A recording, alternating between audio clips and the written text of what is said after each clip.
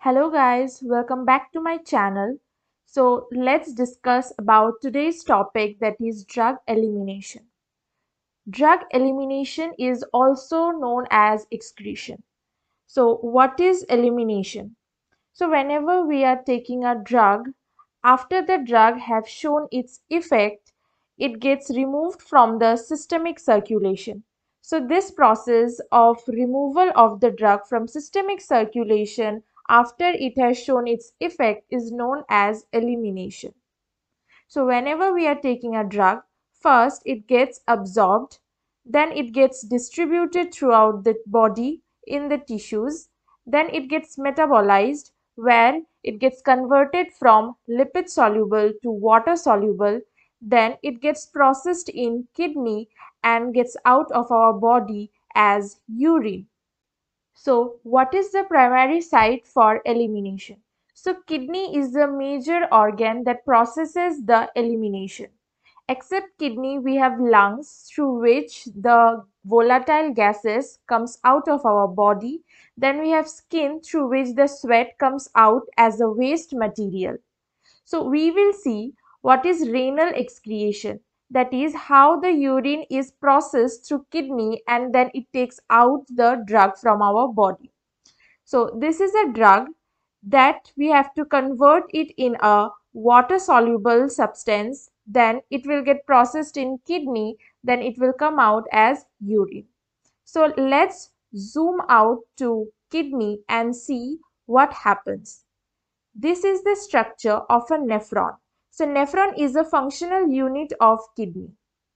So whenever the drug is taken first after metabolism, it enters from the afferent arteriole.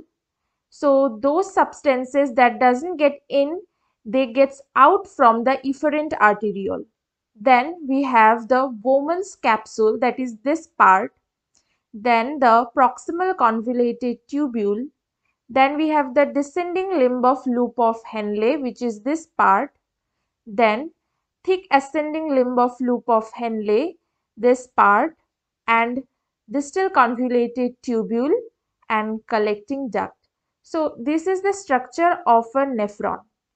So let's see the processes that occur in case of elimination. So first is the glomerular filtration. In filtration, the free form of the drug will move through the glomerulus, but the drug that are bound to plasma protein won't be able to pass through the glomerulus, especially the drugs that are bound to albumin. Albumin itself is a large molecule. So its clinical importance is that if someone have albumin in their urine, it might indicate that the person has a kidney disease. So for the drug to get filtered through the glomerulus, it has to have some specific size so that it can pass through the pores. Also, the renal blood flow is an important factor. As more will be the renal blood flow, more will be the filtration. And the glomerular filtration rate is 120 ml per minute. So after filtration, we have tubular secretion. In case of tubular secretion, there are two transporters that are involved.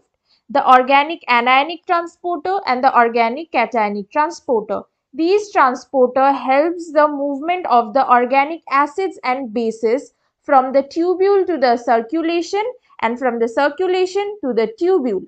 So they helps in transport of the drug also from the circulation to the tubule that has to be eliminated.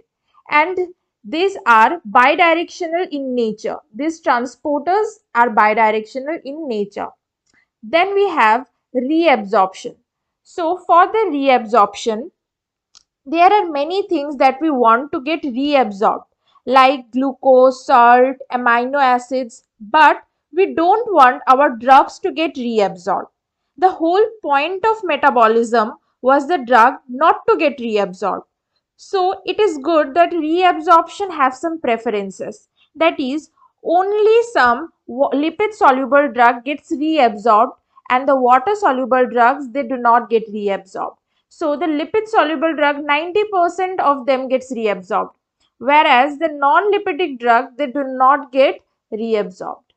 Now, here's a case that we can manipulate our urine pH sometimes so that the drugs can get eliminated from the body. Like in case of acidic urine, the weak bases will ionize more and therefore they will reabsorb less. And in case of alkaline urine, the weak acids will ionize more and reabsorb less. Which means that if we have a drug that we want to eliminate, then and the drug is weak base in nature, say, so we can manipulate our urine pH to acidic so that it gets ionized in the urine and it will not get reabsorbed and it will come out of our body. Similarly goes with the weak acid. So this was about the reabsorption. So from here we can say that the net renal excretion is the glomerular filtration, that is the drug that is coming into the tubule through the glomerulus, plus the tubular secretion, means the drugs that are getting secreted from the circulation to the tubule minus the tubular reabsorption, which means that the substances that are getting reabsorbed is equal to the urine that is coming out of our body. So the urine includes only these two parts, the filtered substances and the secreted substances, and the reabsorbed substances are going to the circulation back. So this was about the elimination. Hope this video was helpful for you, and if it was, then please don't forget to subscribe to my channel and like my videos so that I can stay motivated. Thank you, and let's meet in the next video.